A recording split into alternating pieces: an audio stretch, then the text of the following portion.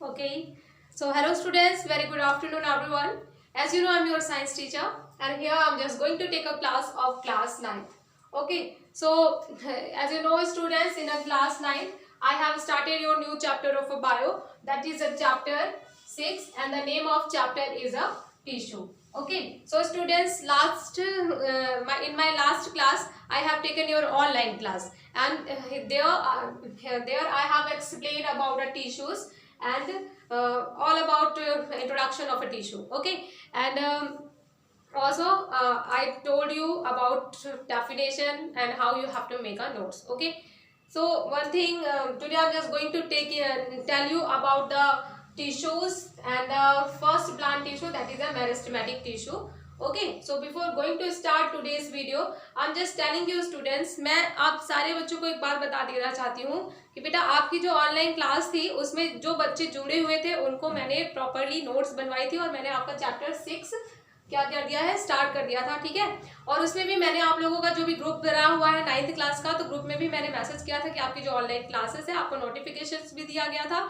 ठीक है, तो जो बच्चे उसमें जुड़े थे तो उसको मैंने आप लोगों का ये स्टार्टिंग का पढ़ाया था और नोट्स बनवा दिया है। ठीक है, अब जो बच्चे ऑनलाइन क्लास में नहीं जुड़ रहे हैं, ठीक है, उन लोगों के लिए क्या था कि कुछ बच्चे जैसे नहीं जुड़ पाए किसी की इशू की वजह से, तो बेटा आप लोगों को इन्फॉर्म कर देना चाहिए था। ठीक है, आपको ये हैबिट डालना चाहिए कि आप हमको इन्फॉर्म कर दें अगर आपको रीजन है, और विदाउट रीजन अगर आप नहीं ज्वाइन कर रहे हैं बेटा तो मैं आपको बता दूं कि आप लोगों का लॉस होगा। तो कोशिश करिए कि आप ज्यादा से ज्यादा ऑनलाइन क्लास में जुड़िए जिस दिन आपकी ऑनलाइन क्लास होती है, क्योंकि उसमें आप अपना क्वेरीज पूछ सके। ठीक है, इसके साथ ही जिस दिन आपकी ऑनलाइन क्लास का नोटिफिकेशन आपको नहीं दिखता है तो उस दिन आप लोगों को वीडियो भेजे जाएंगे। ये चीजें मैं कई बार आपको बार बार रिवाइज कर रही हूँ, आप थोड़ा सा अपने लिए रिस्पॉन्सिबल बनिए।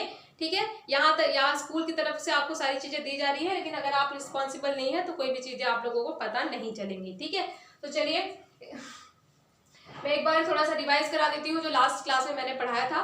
साथ ही साथ मैं अब इसमें आप लोगों का जो न्यू टॉपिक है वो मेरिस्टेमेटिक टिश्यू है, इसके बारे में आपको बताऊंगी। ठीक है, सो सबसे पहले आपको जो लेसन है 6 बेटा वो टिश्यूज है। सो व्हाट इज अ टिश्यू? बेटा टिश्यूज क्या होते हैं ये मैं आपको बता दूं। देखिए, हम लोगों ने पहले वाले चैप्टर में पढ़ा था fundamental unit of a life. So fundamental unit of a life क्या होती है? सेल होती है। ओके, एंड जो according to the presence of number of a cells हम लोग क्या करते हैं, एनिमल्स या ऑर्गेनिज्म को 2 टाइप से डिवाइड करते हैं। एक होता है सिंगल सेलुलर सेल, या हम लोग क्या कहते हैं, prokaryotic generally single cellular cell होती हैं। ठीक है, और दूसरा ऑर्गेनिज्म जो कि डिफरेंट टाइप ऑफ सेल से मिलकर बने होते हैं, that is a multi cellular organism. Clear? So बेटा टिश्यूज क्या होता है? In a multi cellular organism किसी भी पर्टिकुलर फंक्शन को करने के लिए क्या होते हैं, सेल्स के ग्रुप्स पाए जाते हैं। ओके, और इन्हीं ग्रुप ऑफ सेल्स को क्या बोला जाता है? टिश्यू बोला जाता है। Okay, so what is a tissue? बेटा टिश्यूज क्या होते हैं? Tissues are the group of a cell which is origin with the same place, and their function of a particular tissue, the function of a tissues in a particular organ is the same. ठीक है, याद रखिएगा tissues क्या होते हैं? Tissues are the group of a cell, and ये जो group of sales tissues होते हैं, ये टिश्यूज आपस में मिल करके क्या बनाते हैं? ऑर्गन का फॉर्मेशन करते हैं। ओके, सो टिश्यूज फॉर्म ऑर्गन। ओके, और ये जो किसी भी ऑर्गन में जो टिश्यूज होते हैं उन लोगों का स्ट्रक्चर, उनका फंक्शन सेम होता है, याद रखिएगा। ठीक है, आप इसको नोट भी कर लीजिएगा कि ग्रुप ऑफ सेल्स से मिलकर के क्या बनता है? टिश्यू बनता है, टिश्यू से मिलकर के ऑर्गन बनता है। ओके, एंड ऑर्गन आगे चल करके सिस्टम का फॉर्मेशन करता है। ठीक है, और वही सिस्टम जो कि आप 10th क्लास में ब्रीफली लाइफ एक्सप्लेन में लाइफ प्रोसेस में पढ़ोगे। ठीक है, तो ऑलवेज रिमेंबर कि ग्रुप ऑफ सेल्स, कोई भी ऑर्गेनिज्म की बॉडी सेल से मिलकर बनी होती है। मल्टी सेलुलर सेल की हम बात करें, यूनिसेलुलर भी बनी होती है, लेकिन यूनिसेलुलर में केवल सिंगल सेल होती है जो कि सारा काम करती है। लेकिन अगर हम मल्टी सेलुलर ऑर्गेनिज्म की बात करें टिश्यू के केस में, तो ग्रुप ऑफ सेल को क्या कहा जाता है? टिश्यूज कहा जाता है, और ये टिश्यूज आपस में मिल करके क्या बनाते हैं? ऑर्गन का फॉर्मेशन करते हैं। और ये जो ऑर्गन में जो टिश्यूज होते हैं या ऑर्गन जिन टिश्यू से मिलकर बने होते हैं, उन सारे टिश्यू की स्ट्रक्चर, उनका फंक्शन एक होता है। ओके, एंड फिर ये जो ऑर्गन्स होते हैं ये सिस्टम का फॉर्मेशन करते हैं। और हम लोग की बॉडी में जैसे आप लोगों ने डाइजेस्टिव सिस्टम देखा है, इस तरीके से आप लोगों ने एक्सक्रिएटरी सिस्टम होगा, ये सारी चीजें 10th में आप डिटेल में पढ़ोगे। तो ऑर्गन का फॉर्मेशन, सिस्टम्स का फॉर्मेशन ऑर्गन से होता है। डाइजेस्टिव सिस्टम का आप लोगों ने पहले भी पढ़ा होगा। ठीक है, ओके, और हम अगर टिश्यू की एग्जांपल ले तो अभी हम लोग प्लांट केस में देखेंगे, जैसे मेरिस्टेमेटिक टिश्यूज है, ये सारी चीजें हम पढ़ेंगे तो टिश्यू का एग्जांपल है। ओके, चलिए अब हम प्लांट टिश्यू की बात कर रहे हैं क्योंकि इस चैप्टर में। सो बेटा जो टिश्यूज होते हैं that is a group of cells, और टिश्यूज को कितने टाइप्स में डिवाइड किया गया है, plants and animal. Okay, so multi cellular organism plant और एनिमल है, और इनमें भी tissues are parts of tissues is there are 2 types of tissue that is a plants and animal. और जो ऑर्गेनिज्म होते हैं 2 टाइप के ऑर्गेनिज्म होते हैं, और ये टिश्यूज जो होते हैं प्लांट और एनिमल में अलग अलग टाइप के होते हैं, ये आपको मैं बता रही हूँ। ठीक है, अब ये जो टिश्यूज होते हैं सबसे पहले हम आपको लेसन में जो पढ़ना है तो प्लांट और एनिमल की टिश्यू पढ़ना है। तो आपको बता दूं अभी मैं इसमें आपका प्लांट के टिश्यू के बारे में एक्सप्लेन कर रही हूँ। क्लियर? सो प्लांट के टिश्यूज क्या होते हैं बेटा, the group of cells in a plant. ठीक है, प्लांट सेल्स के जो ग्रुप होते हैं उसे प्लांट टिश्यू कहते हैं, वो नॉर्मल वे पे आप जान सकते हैं। उसके बाद फिर क्या होता है, प्लांट जो टिश्यू होते हैं वो 2 टाइप के होते हैं, एक मेरिस्टेमेटिक टिश्यू होता है, दूसरा होता है परमानेंट टिश्यू। ठीक है ना? सो ऑलवेज रिमेंबर, सीधे हम प्लांट टिश्यू की बात करते हैं। So plant tissues are 2 types, that is a meristematic tissue और परमानेंट टिश्यू। ठीक है, अब अपन लोग स्टडी की, अब अपन लोग को क्या जानना है, मेरिस्टेमेटिक टिश्यू के बारे में। ठीक, तो इतनी चीजें आप नोट जरूर कर लीजिएगा, ये आपके ये चीजें मैंने अभी जो ऊपर बताई है ये आपका प्रीवियस रिवीजन था। ठीक है, और अब हम सीधे आज के टॉपिक को लेके चलते हैं जो कि क्या हो जाएगा, आपका प्लांट टिश्यू हो जाएगा। ठीक है,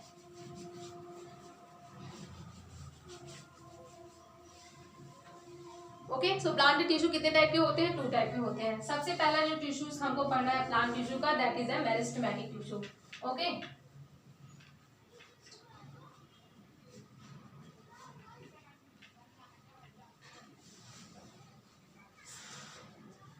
अब ये जो मेरिस्टेमेटिक टिश्यू होता है बेटा, ये क्या होता है इसको समझना है। सबसे पहले मैं बता दूं कि जो प्लांट मेरिस्टेमेटिक टिश्यूज क्या होते हैं, देखिए कि कहीं भी सेल प्लांट की बॉडी में वो पार्ट जहाँ पे सेल डिवीजन होता है, the place of a plant body where the cell division is occur, that are place of the meristematic tissues. Okay, so what is the meristematic tissues? Meristematic tissues are that part of that tissue of a plant where cell division is occur. You can write meristematic tissues are those tissues of the plant where cell division is occur. Always remember. ठीक है ना? और क्योंकि आप यहाँ पे याद रखिएगा कि प्लांट के वो पार्ट्स में जहाँ पे सेल डिवीजन होता है, कोशिकाओं का विभाजन होता है, सेल का डिवीजन पाया जाता है, वहाँ पे मेरिस्टेमेटिक टिश्यू होता है, और प्लांट के उसी पार्ट को क्या कहा जाता है, मेरिस्टेमेटिक टिश्यू कहा जाता है। ओके, अब मेरिस्टेमेटिक टिश्यू में क्योंकि सेल डिवीजन होता है, इस कारण से सबसे पहले आपको याद रखना है कि meristematic tissue is responsible for growth of a plant. ठीक है, क्योंकि जितना अधिक सेल डिवाइड होगा उतनी ही अच्छे से प्लांट ग्रो कर सकता है। सो कभी भी पूछा जाएगा कि प्लांट की ग्रोथ के लिए कौन सा टिश्यू रिस्पॉन्सिबल है, so always remember the meristematic tissue which is found in the cell division part of a plant is responsible for the growth of a plant. Okay, अब देखिए मेरिस्टेमेटिक टिश्यू के बारे में थोड़ा डिटेल में कि meristematic tissues जो होते हैं वो प्लांट के सरफेस, प्लांट की बॉडी के हम टोटल देखें तो प्लांट में पाए जाने वाले प्लेसेस के अकॉर्डिंग जहाँ पे सेल डिवीजन होता है, ठीक है, उस प्लेसेस के अकॉर्डिंग मेरिस्टेमेटिक टिश्यू के 3 पार्ट्स होते हैं। ये मैंने एक डायग्राम बनाया हुआ है किसका, मेरिस्टेमेटिक टिश्यू का। ठीक है, तो ये एक मेरिस्टेमेटिक टिश्यू है जिसके सेल वो प्लांट में किन जगहों पे पाया जाता है, तो उसके 3 पार्ट्स होते हैं मेरिस्टेमेटिक टिश्यूज के। सबसे पहला एपिकल मेरिस्टेम होता है, सेकेंड वन होता है लैटरल मेरिस्टेम, और थर्ड वन होता है इंटरकैलरी कह सकते हैं आप उसको, इंटरसेलुलरी मेरिस्टेम। ठीक है, अब यहाँ पे ये क्या है कि मेरिस्टेमेटिक टिश्यू के 3 पार्ट हुए, ये हम प्लांट की ग्रोथ कहाँ पे होती है या मेरिस्टेमेटिक टिश्यू कहाँ पे प्रेजेंट है उसके अकॉर्डिंग पार्ट्स हैं। अब देखो सबसे पहले हम बात करते हैं एपिकल मेरिस्टेम की।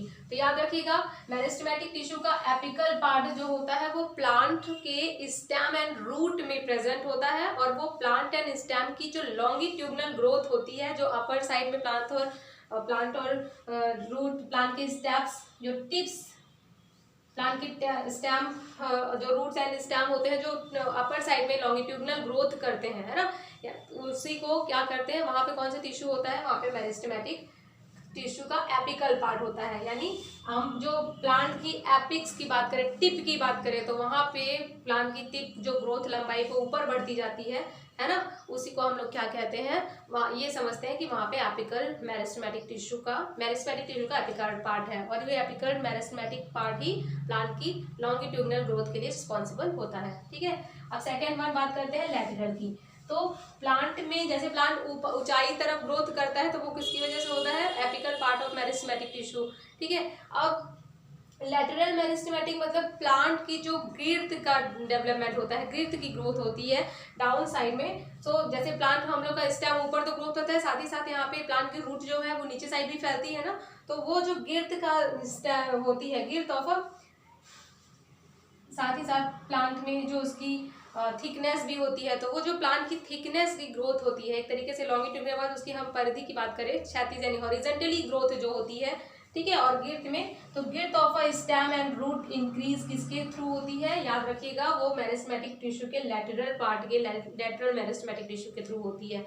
ठीक है ना, क्योंकि प्लांट लंबाई में तो बढ़ता है, साथ ही साथ चौड़ाई में भी बढ़ता है, साथ ही साथ जो रूट्स होती हैं वो भी फैलती हैं। तो ये जो परिधि है जिसे हम लोग गिर्द बोलते हैं, तो वो किसी भी प्लांट की किससे इंक्रीज होती है, वो मेरिस्टेमेटिक टिश्यू के लैटरल मेरिस्टेमेटिक पार्ट से होती है, ये हमेशा याद रखिएगा। ठीक है, इसको नोट करते जाइएगा। उसके बाद फिर हम बात करें जो मेरिस्टेमेटिक टिश्यू के थर्ड पार्ट की बात करें तो that is a lateral gallery या इसको सैलरी मेरिस्टेम भी कह सकते हैं।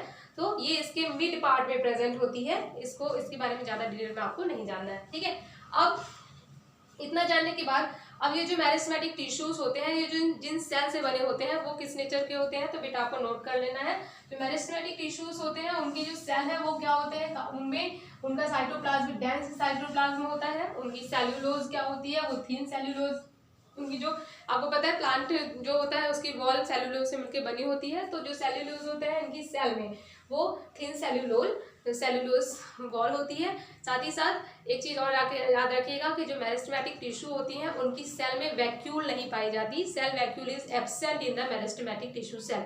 ठीक है, यहाँ से ऑब्जेक्टिव क्वेश्चन आ सकते हैं, आपको डायरेक्ट लिख दिया जाएगा। अगर ऑब्जेक्टिव क्वेश्चन कैसे, मैंने क्वेश्चन दे दिया कि vacuoles are present in the meristematic cell, that is true और फॉल्स, तो आपको क्या करना है, फॉल्स करना है, क्योंकि जो मेरिस्टेमेटिक टिश्यूज होती हैं उसमें उनकी सेल में सेल वैक्यूल नहीं पाया जाता। ठीक है ना, so this is all about of meristematic tissues and all about of my today's topic. Okay, and इससे रिलेटेड जो भी ये फिनिश करने के बाद मैं आप लोग की अगर क्लास लूँगी तो उसमें जो भी आपको डाउट्स होंगे आप इससे रिलेटेड मुझसे पूछ सकते हैं। ओके, सो साथ ही साथ ध्यान रखिएगा जिस दिन ऑनलाइन क्लास हो रही है, एक बार मैं फिर से आपको याद दिला रही हूँ, ऑनलाइन क्लास में आपको जरूर से जरूर जुड़ना है। Okay, so this is ending of my today's class. Thank you and have a nice day.